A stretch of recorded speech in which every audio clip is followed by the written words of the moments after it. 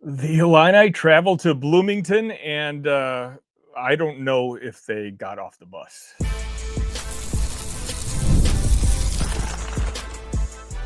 You are Locked On Illini, your daily podcast on the Illinois Fighting Illini. Part of the Locked On Podcast Network, your team every day.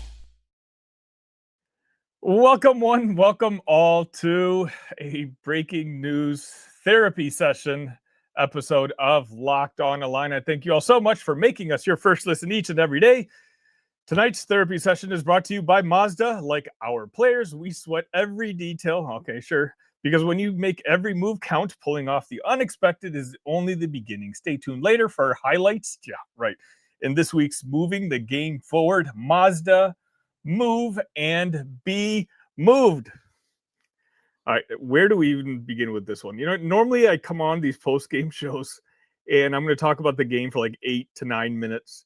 And then I have to run an ad. The second segment, I talk about players that stood out. And then I run another ad, and then I go to your comment section. But what do I talk about for 8, 9 minutes? I mean, what a beatdown this game was. You know, it's so bad that I'm sitting here in front of a camera just smiling because I don't know what I'm supposed to say after this game. You know what? I'm not going to lie. You know, now that the week has passed, the game has passed, like I knew like Indiana is 100% capable of this. You know, they're obviously a very good football team, and my gosh, they're coached well. Is my internet having issues too? I mean, talk about tonight. Curt Cignetti, let's just talk about this football game real quick. The game started off 7-0.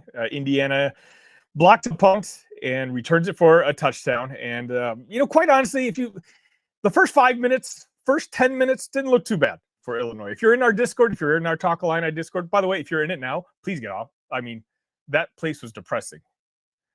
I'm still having issues. I apologize. My gosh, it's a civil war going on right now.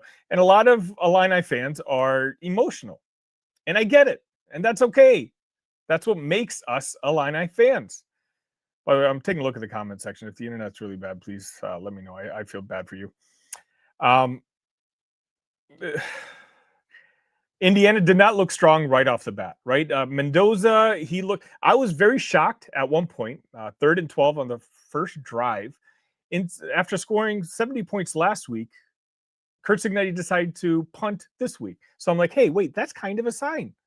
That kind of shows me the trust level that Mendoza have. Because, I mean, coming into this game, you know, the scouting report's out on Mendoza. He could be a top 10 pick in the upcoming NFL draft, but he rarely goes to his second read. He even rarely goes to his third read. And you kind of saw that in this game. And now, of course, I'm saying that with full acknowledgement because I know there's going to be a lot of Indiana Hoosiers fans who are going to end up joining this chat. And they deserve to. That's fine. Have at it. Enjoy yourself. Please, at least hit the like button on your way out. But Mendoza went to his first read each and every time, and he connected every single time. This was a game that was so incredibly important for the Illini. I can't say that enough. You know, and that's what really hurts about this loss is that Bret knows it. I know. Like, I'm missing the Bret press conference right now. I'll recap it later because unfortunately I have to watch this stupid game again after I'm done here because I always do so that I can take my fan hat off. By the way, Jason says, Sonny, get your Indiana hat on. By the way, those of you who don't know, I did have a bet with Jacob that for 5 shows next week, my shows next week, I have to wear an Indiana Hoosiers cap. So I apologize for that. But all the more reason to download the podcast so you don't have to watch that on YouTube. But this game was a disaster in every aspect. I can't say this enough. Like, I can't sit here and justify it. Look, Illinois was down to their second and third string defensive backs, right? Like, it's an excuse. It's a reason we lost, but it's not the reason we lost. The reason we lost was they got their butts kicked by a team that was way better than them today. I'm going to talk about this later, and I hope you guys are talking about this in the comment section. But I think the one good thing about tonight is that Bret Bielema is going to have no choice but to address what's going on with this offensive line.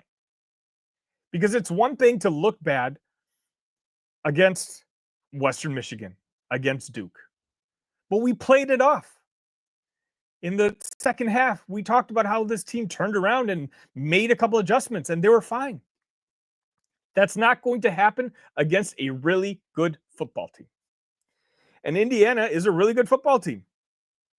Are they top 5 good? Maybe-ish. But I mean, they're certainly top 10 good. I think that's safe to say. And so, where does Illinois lie in all this? I know a lot of people are panicking right now, and you guys are very emotional. And you know what? I don't blame you. For those of you who are my everydayers in here, by the way, let me know in the chat if you are my everydayers. You know I do this after every loss and every win. It doesn't matter. And I say the same exact thing. The post-game show is about venting. The post-game show, say whatever you want. I may not agree with it, but when I will address it, nothing is binding. For 24 hours, you're allowed to say whatever. Do we have the worst team in the history of college football? Sure, let me know in the chat. It's okay. I have no defense today. You know, it's one of those when you were down 25 points, I think at halftime. Like, what adjustments are there to make? You know, you can joke around about being a second half team, which is what I did. But no second half, there's no adjustments you can make to come back from 25 down at halftime. This was a humbling. And I know a lot of people are upset with Bret Bielema, deservedly so. Are upset with this team, deservedly so.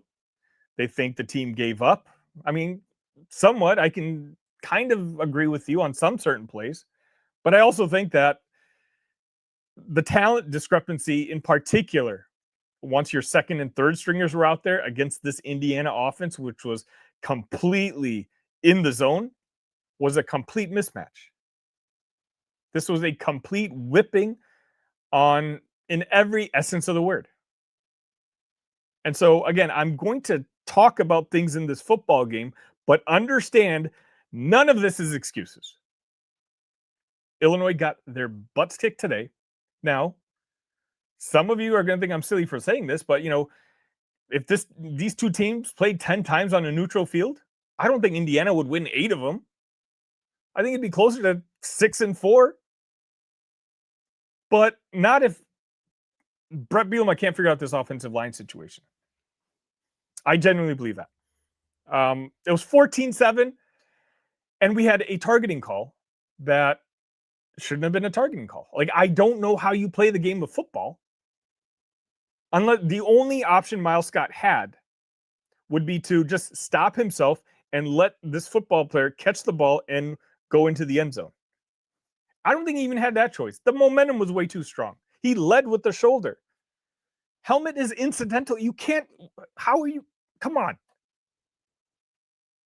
And again, that's not why they lost. But 14-7, you're already down 2 of your best defensive backs. Now you're down the guy who has the earpiece. And that's not even the worst of it. What happened later on? Then you lost Mack for a while. You lost Caleb Patterson for the rest of the game. We're down literally to, the third string in our backfield? And guess what?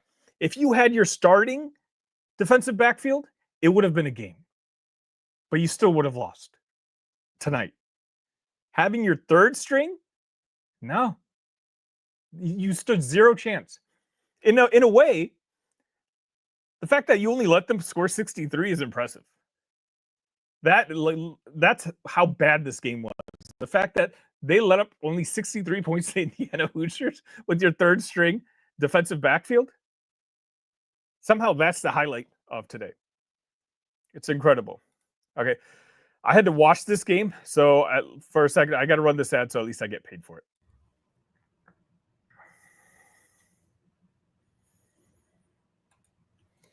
This episode is brought to you by Mazda's moving the game forward. For those who believe it's not just about playing the game, it's about redefining it. There are moments that do more than put points on the board. They move crowds, move culture, and keep moving the game forward. This week's moment that moved the game forward is, what do I pick for this one? The clock. The clock moved the game forward. Unfortunately for Illinois, not quite as fast as we wanted it to be. Just an awful game all around, but thank you, Clock Keeper, for doing what you needed to do. When you follow what moves you, the unexpected is only the beginning. And just like there's more to every highlight, there's more to a Mazda vehicle. Mazda, move and be moved.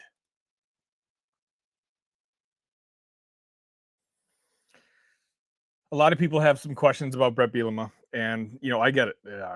There's, believe it or not, you know what I love about Illini fans is you guys are so incredibly emotional.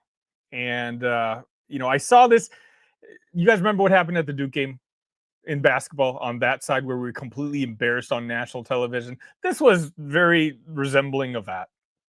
But if you go back and watch the post-game show where Illinois lost to Minnesota last year, and I believe that was our third loss of the season, I believe, a lot of the comments were the same. This team is overrated. This team is frauds. We haven't beaten anybody. We had lost to Oregon the week before. This team, is going to be lucky to win 7 games. And you know what happened? Who remembers what happened after that? I'll tell you. They won 7 straight games. They ended up going to the Citrus Bowl, beating a very good SEC team, South Carolina. And what I mean by that is it's okay to be angry. You should be angry. You know what? I guarantee you, way more angrier than I am, than any of you in the chat is? Our coach, Bret Bielema. I know he's very upset. And I guess this is what I wanted to get around to. I've hinted towards it in the last couple weeks. We have clearly very serious issues with our offensive line. And I know Bret really likes Bart Miller and they have a really good relationship and he trusts these guys to develop. But we thought it was a good thing that we're bringing all these guys back from last year. We thought that we would have a top 4, maybe top 5 offensive line in the Big Ten Conference this upcoming year. And that's why you're deserved of a top 10 ranking. That's why. You're returning 16 starters, but you have a big offensive line and supposed to be a good running backs room. By the way, that running backs room today, not that I don't even think anyone broke a sweat. Caden Fagan had 5 carries for 18 yards. Khalil Valentine, 6 for 11. Luke Altmaier, 9 carries for negative 27 yards. Now, obviously, Luke was running for his life. Luke did his best. Luke still, for some reason, is diverting into sophomore year Luke, where he gets a little jittery. And it's unfortunate because the reason he was jittery in his first 6 games when he first started for the Illini is because the offensive line was so bad and Luke was running for his life. Last year, at least in the beginning of the season, he wasn't running for it. The offensive line was bad, but we had a running game to support it.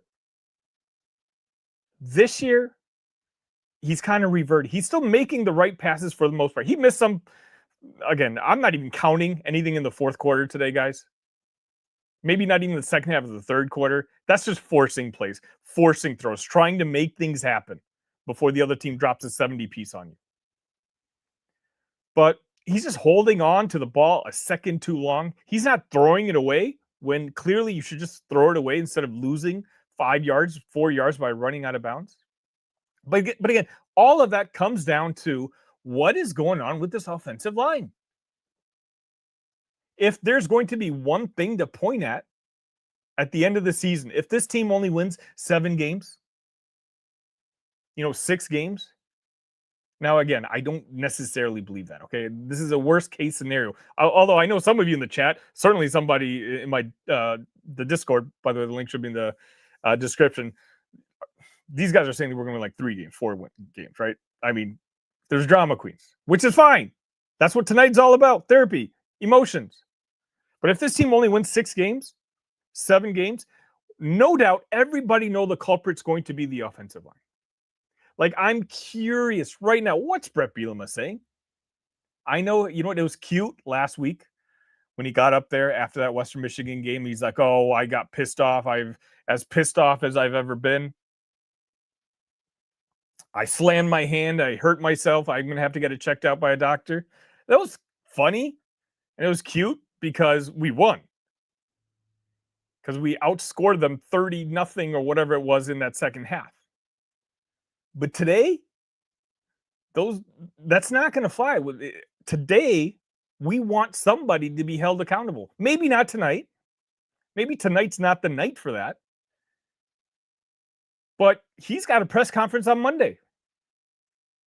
I don't think any changes are going to be made in regards to the staff. But something needs to be changed. Bench a player.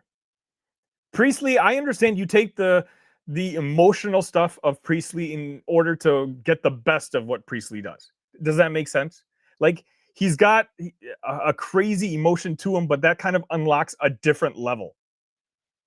So you kind of accept that, knowing that you're going to get the maximized Priestley. But maybe, like, that penalty in that first or second quarter was just completely unnecessary. Maybe you just tried to send a message.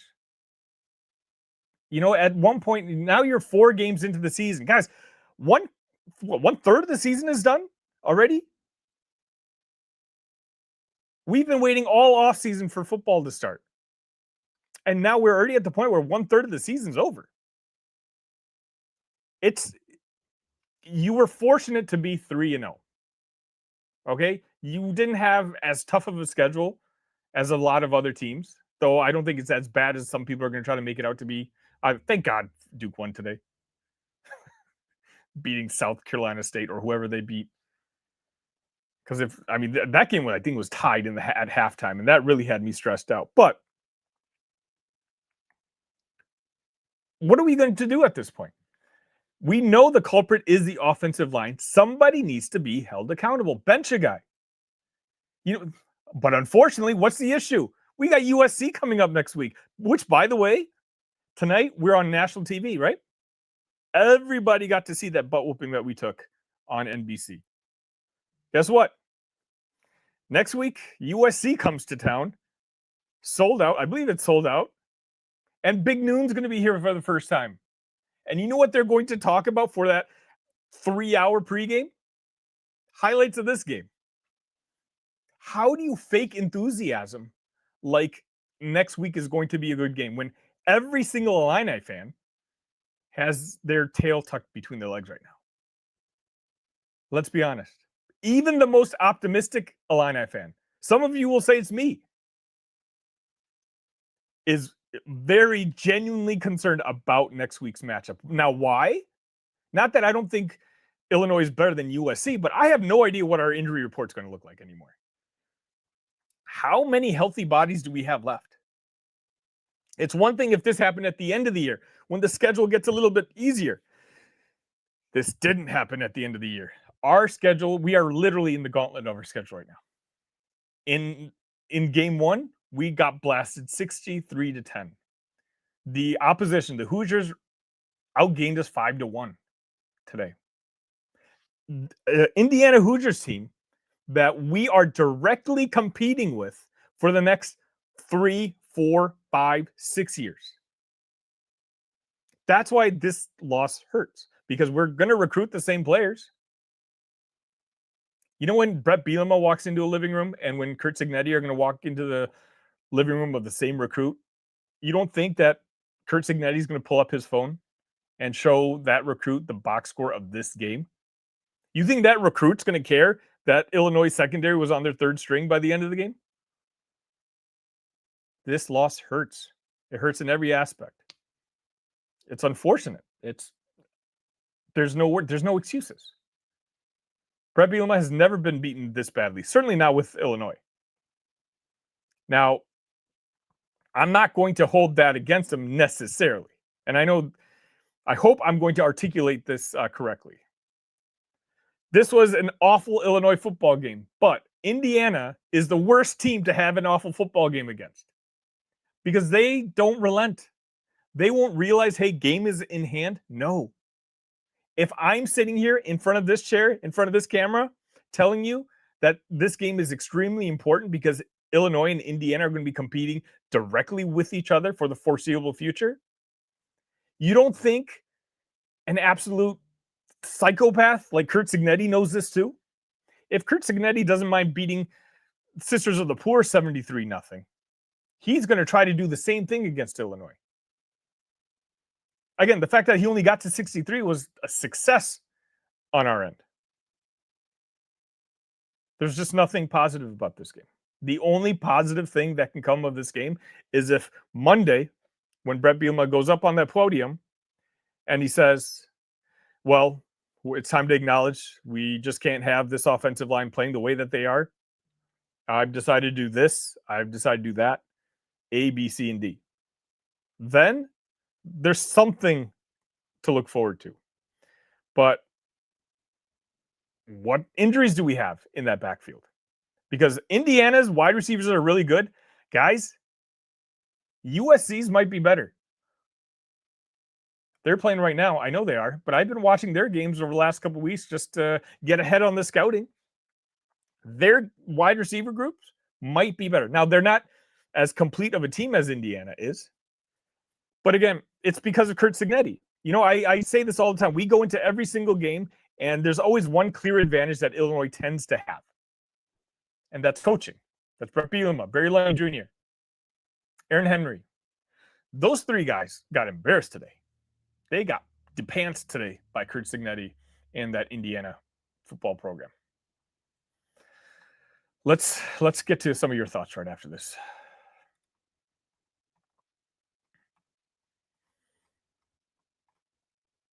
I don't know how many I'm going to be able to get through, so I will do the best I can. But again, let me know, hit the like button while you're here. I know this is tough. It's a really tough loss, but you know what? It happens.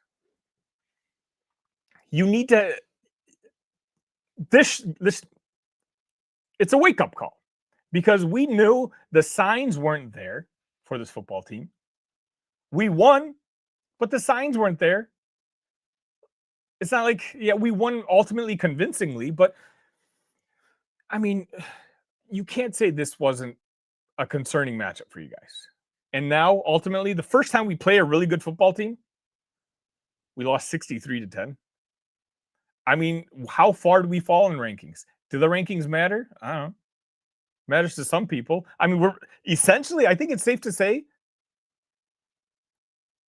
out of the college football playoff, right? Actually, no, we're not. You know what? Here, you're watching. This is live, right? This is live. This game, Indiana needed more than Illinois.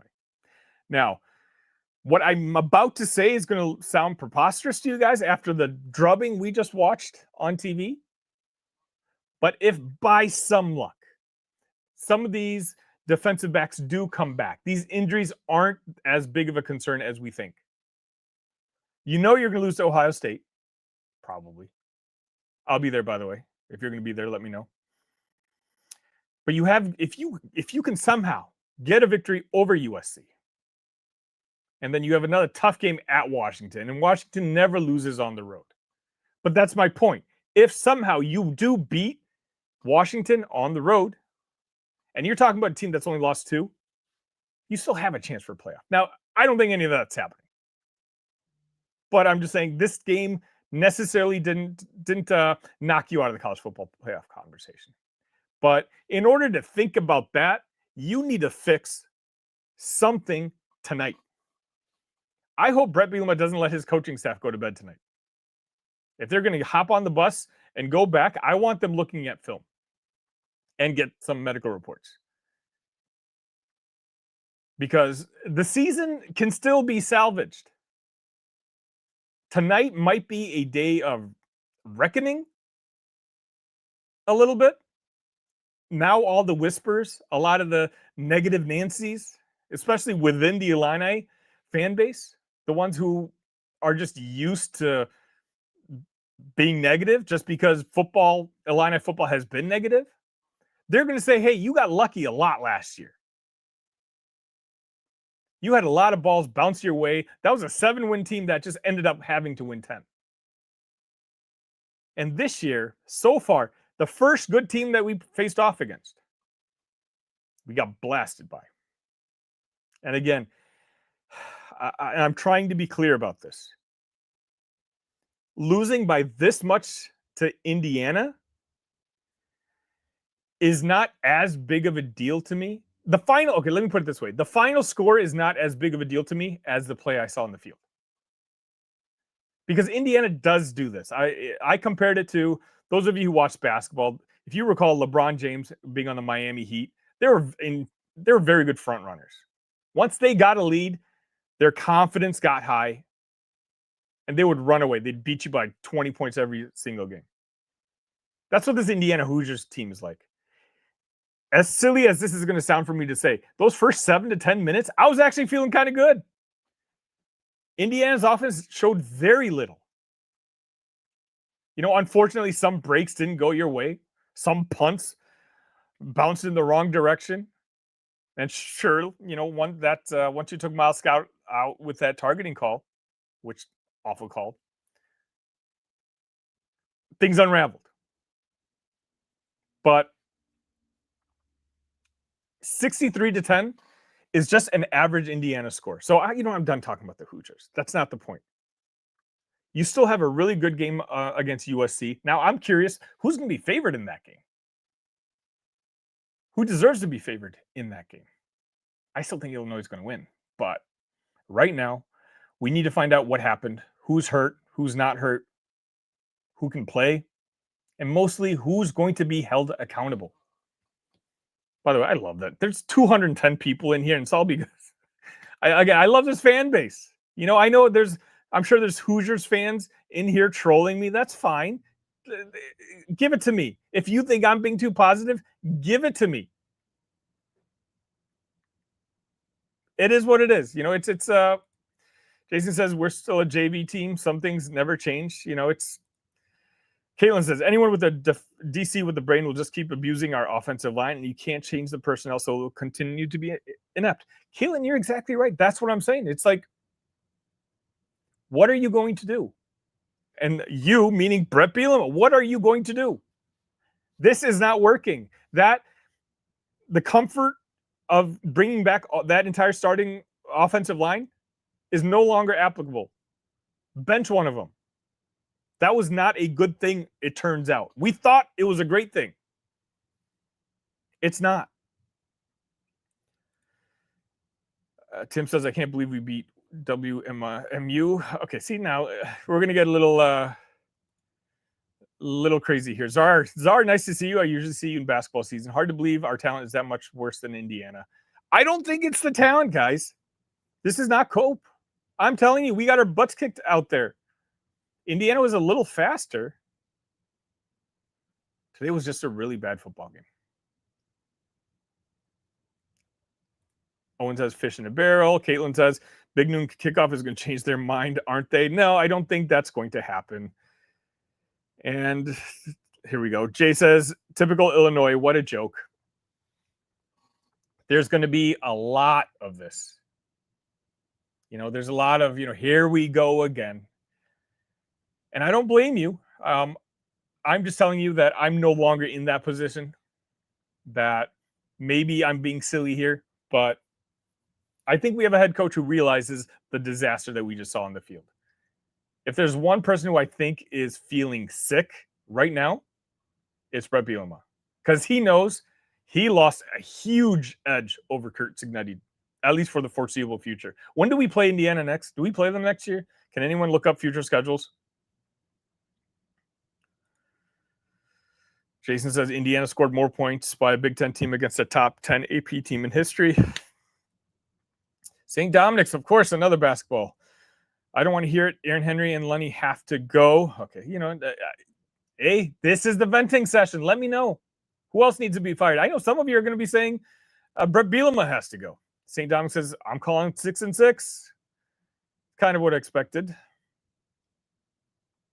All right, Jason says, no, Sonny, their running game killed us. Our lines, the trenches. I mean, we all saw that one play, right?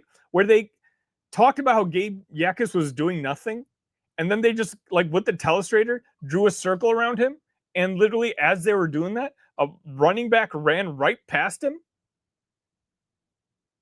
Who's accountable for that? Gabe's our best player. He's a future first-round NFL pick. What happened there? Well, Jamal says he knows what happened. Illinois got punked. No doubt about it. Tommy says, Hoosier Daddy. Yes, Tommy's also one of those guys who loves to join the chat every time Illinois doesn't have a good game. Tim Brenner says, can I apply to the athletic department and get my $600 back? Yeah, I mean, I don't blame you guys. You know what? I like this idea. Big Dog says, let's talk hoops. This season might be over. He might have not used the word season. Mike says we need to bench the entire line. I know. Here we go. St. Dominic's. I blame Bret. All the transfer portal players he brings in every year trash. Again, like that entire sentence is wrong. But again, venting. This is good. I don't mind. As long as you're in here, we're all venting together. Even if you say very completely wrong statements like he just did. James Thompson Jr., Tom and Georgia, they've been fantastic acquisitions. Disappeared today. Absolutely. TM says Illinois should be out of the top 25 after that beatdown. I don't think they'll fall that far, but man. I mean, maybe switch spots. Indiana jumps up to top 10, number 9. They should be higher. And maybe Illinois drops to 20, 21. I don't think they're going to drop out of the top 25, but I mean, we'll see. Andrew says, get some likes on here. Yeah, we have 200 people here and about 54 likes. That math doesn't match. Look, I got to do this anyway. I'm showing my face because let's just be honest. Like, this stunk for all of us feel embarrassed. We didn't even play. And we feel salty about this game. If those of you who live your lives on social media, and unfortunately I have to say I do because of my job, I've had to go back and forth with Indiana Hoosiers fans all week long. My mentions right now, I've got like 47 mentions. I'm just not checking them because they're all coming back. But my job here is for you guys. Like, you guys need an outlet, and that's what I'm here for. And this is absolutely free. So you don't have to go get charged by your therapist for it because this stunk. I'll be here when we win by 70. I'll be here when we lose by 53. Ostrich, you're exactly right. Every team has embarrassing games. It's unfortunate when you have your embarrassing games against Indiana because Indiana will do everything that they can to maximize that embarrassment. And that's why I have nothing but respect for Curt Cignetti. If you are the AD of the University of Florida right now, or any other blue blood who's just kind of content, if you're Clemson, Clemson should be the hire here. Why aren't you just throwing a complete bag at Curt Cignetti? I know Kurt's old, but think about this.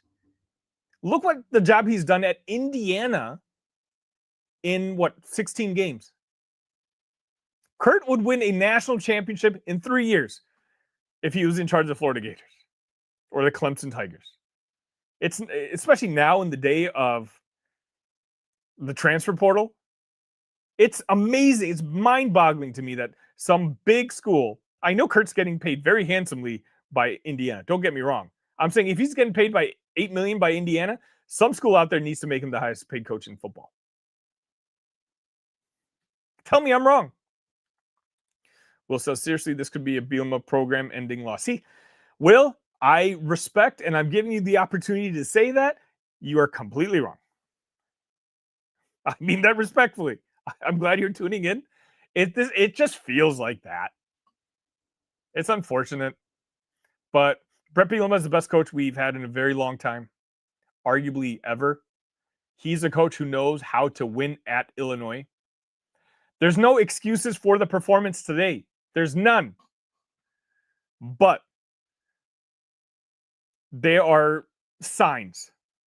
there are reasons the performance happened the way it did. And you got outclassed today, but I don't think, let's put it this way. If Illinois plays each other, Indiana plays each other 10 times, it's not going to be 63-10 again.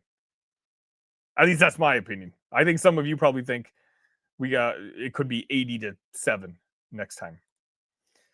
Jason says, oh boy. Jason says Bailey has a concussion per Bielema, said in presser they brought in 10 defensive backs and 7 left the game with an injury. That's what is ridiculous about this, right? That's why kind of now I'm at the point where, like, that's what we need to hear back from. You know, if this was a fully healthy team and you got demolished like that, I'd be like, okay, this team is in serious trouble. But when your defensive backs went down and Kurt Signetti and Fernando Mendoza saw blood in the water. They were like sharks. And they attacked. You know why? Because that's what winning coaches and winning teams do. And that's why this score got so out of hand. And again, considering the circumstances, you brought 10 defensive backs, 7 left the game with injury. In some weird, twisted way, I'm shocked that we only gave up 63 to Indiana, because Indiana could have put up 80 if they wanted to. Jason says, well, he's not a fan of Fagan. St. Dominic says, hopefully we don't lose recruits after this embarrassment. I don't think that's going to happen. Jason also says Luke isn't good. No, but again, I love that all of us are saying wrong things in the chat. And I mean that in tongue in cheek, guys. Jason, you're a buddy of mine at this point. So this is like, I'm just having fun with you. At this point, that's all we can do. Jason Lease says, might not win another game. All you got to do is bring pressure. Bret isn't going to bench Kreutz. See, that's the unfortunate thing. I understand Kreutz is a valuable offensive lineman, but he's just too small. Size matters in the Big Ten Conference, and he's just getting completely overpowered. Mike says, we did get $100 million. Maybe we should go after Indiana's coach. We have a lot of money. All right, guys. I think I'm going to wrap it up for today. Again, find me at Talk Illini on YouTube, where I can continue this conversation. Locked On usually likes me to go for about half hour. Again, the game was not ideal. I hope you guys, don't abandon this team yet. I'm going to watch. I'm going to punish myself. I'm going to rewatch this game now and try to really pinpoint what went wrong. And if that's going to be the case, I'm going to be up all night coming up with a new episode for you tomorrow. But on your way out, please hit that like button. I appreciate all of you. If you want to continue the conversation, find me at Talk Illini, my other venture. And until next time, ILL. Love you guys.